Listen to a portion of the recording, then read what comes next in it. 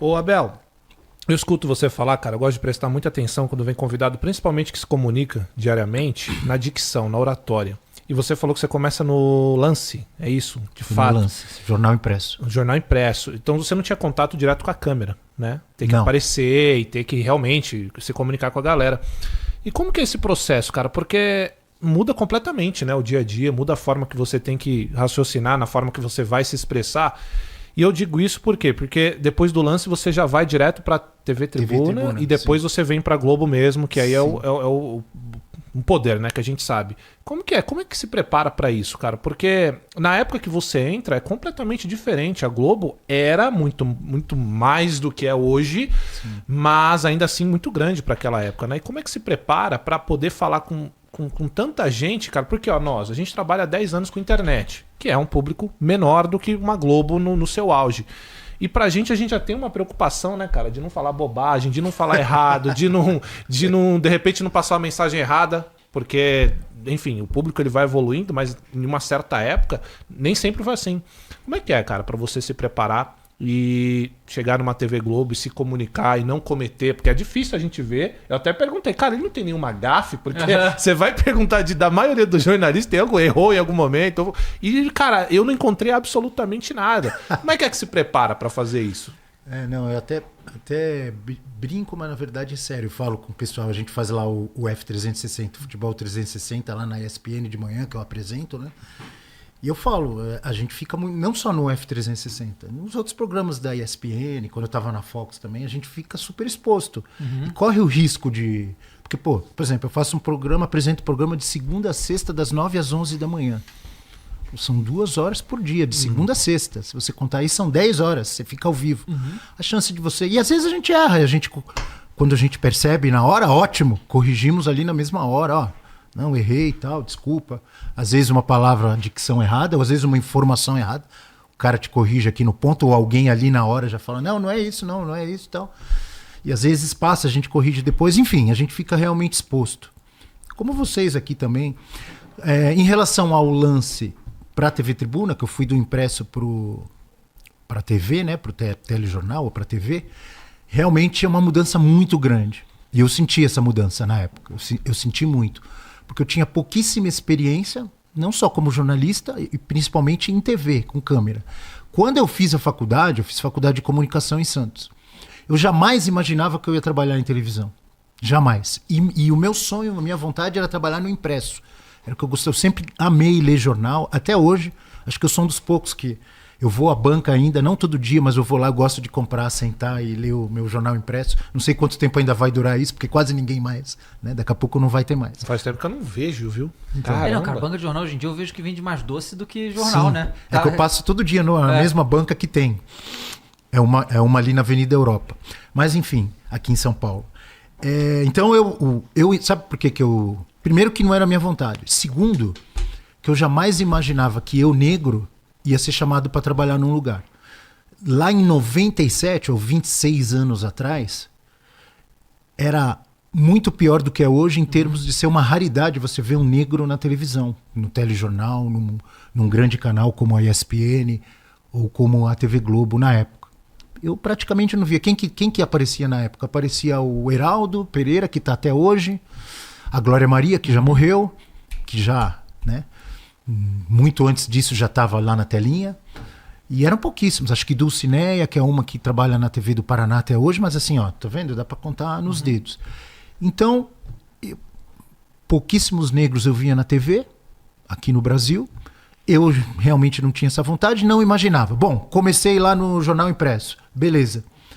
Aí um dos chefes da TV Tribuna me chamou. O cara que mandava na TV Tribuna era o professor da aula de telejornalismo na faculdade que eu fiz em Santos, que já faleceu, o Carlos Manente. Ele e o Eduardo Silva, que era o editor-chefe, está na TV Tribuna até hoje, me chamaram. E eu cheguei lá, falei para eles, me lembro como se fosse hoje, na sala para os dois, falei, olha, eu não sei nada de TV. Porque eles falaram, não, a gente acompanha seu trabalho lá no Lance e tal, e a gente gostaria que você fizesse um teste conosco. E eu fui sincero, ainda falei, professor, o pouco que eu sei de TV que é o pouquinho que eu fiz com você, que eu faço com você nas aulas lá na facus, né, na faculdade. Ele falou, não tem problema, a gente te coloca para fazer um teste, para ir para rua. Eu fui. Eu lembro que eu tremia em frente à câmera. Eu tremia. E minha primeira entrada ao vivo, nunca esqueço também, foi com uma maratonista de uma corrida que tem até hoje em Santos, lá 10 quilômetros da Tribuna FM, que é até patrocinada lá pelo Grupo Tribuna. Eu fiz uma entrevista com ela e eu treinei várias vezes, falei, eu vou te perguntar isso. Aí vamos treinar? Treinei umas 4, 5 vezes. Quando chegou na hora de entrar ao vivo, minha mão tremia. Eu tinha medo de entrar ao vivo quando eu comecei. Exatamente esse medo de errar, porque você está gravando, você erra, você faz de novo, né? E eu tinha medo. Aí, curiosamente, com o passar dos anos, eu passei a gostar muito mais de entrar ao vivo do que fazer as matérias gravadas. Como eu te falei, lá por exemplo, na Copa de 2014, que foi a Copa aqui no Brasil.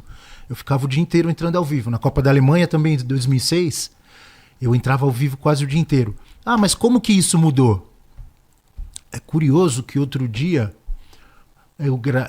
no dia da final Fluminense e Boca, eu e o Mauro Naves fomos para o Rio para um evento da ESPN, da Disney, e gravamos com vários influenciadores que têm canais de futebol ou de esporte, vários.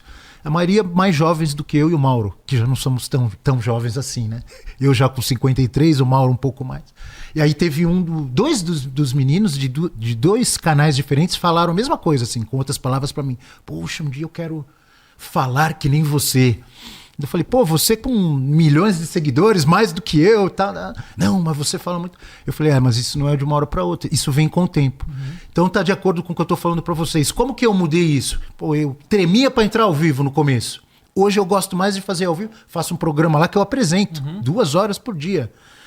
Muito de preparação. A palavra que você falou, como você se prepara? Eu aprendi na vida, antes de virar jornalista, quando eu era professor, e também já fui vocalista de banda. Eu tinha uma banda de reggae quando eu morava em Santos. Legal. Eu gosto muito de música e tal, e eu tive uma banda de reggae. Que você tem que se preparar. Por mais que você fique nervoso, tenso, se você estiver preparado para dar aula, o professor tem que se preparar. Eu dei aula há quase 10 anos. Eu preparava a minha aula para não chegar lá e passar vergonha. Você tem que estudar para dar aula, entendeu? Eu já falava inglês fluentemente. Mas não é só falar. Para você lecionar, você tem que se preparar. Hoje eu vou dar aula do assunto tal. Me preparo. Poxa, hoje eu vou no treino do Palmeiras. Vou estudar o que tem do Palmeiras. Copa do Mundo, vou cobrir a seleção brasileira. Só para você ter uma ideia. Antes de eu ir para a África do Sul, eu não só me preparava assim, estudando os times, estudando a seleção, quem foi convocado, qual que é o histórico do técnico, etc e tal. Por exemplo, antes de ir para a África do Sul, eu li um livro do Nelson Mandela. Fui assistir o filme lá do Invictus. Muito bom, hein? Filme do Invictus, li livro, tarará. Antes de eu ir para a China, para cobrir os Jogos Olímpicos, eu li o livro do Mao Tse Tung.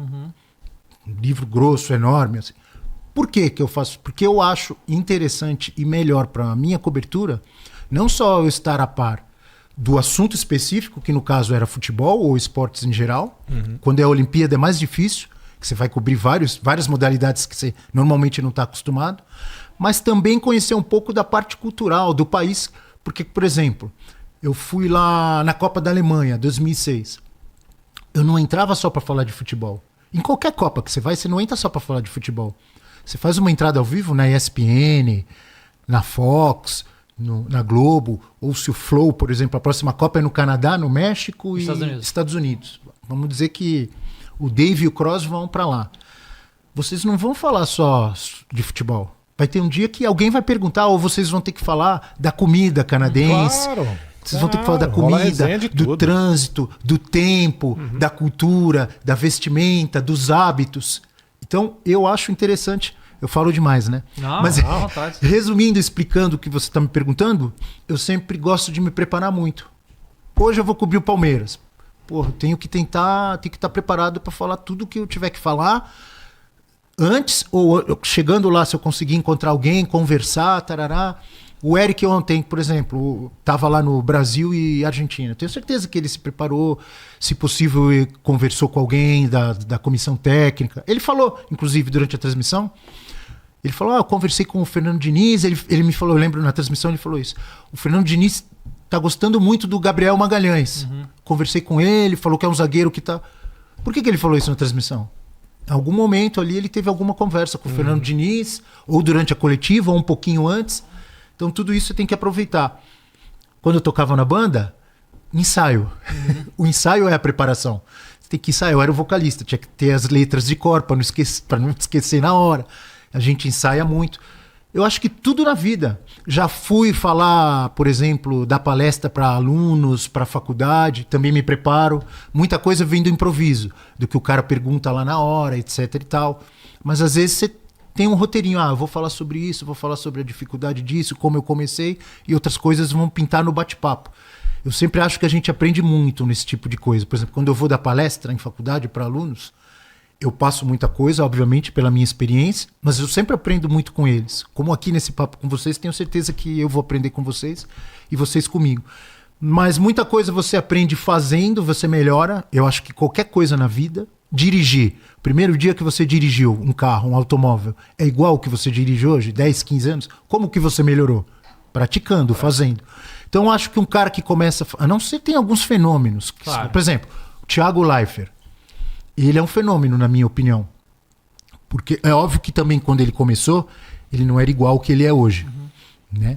Mas muito rapidamente, ele já tem pessoas que conseguem ter a intimidade com a câmera ou conseguir ser mais desenvolta, conseguir ter a naturalidade que tem ao conversar, mesmo olhando para uma câmera, mais rapidamente do que outras. Eu acompanhei boa parte do início do Thiago na TV Globo, inclusive na China, lá nos Jogos Olímpicos de Pequim, ele estava como repórter do Sport TV, novinho, tem até foto com ele. E eu acho que ele muito rapidamente desenvolveu o que outras pessoas, como eu demorei mais para desenvolver.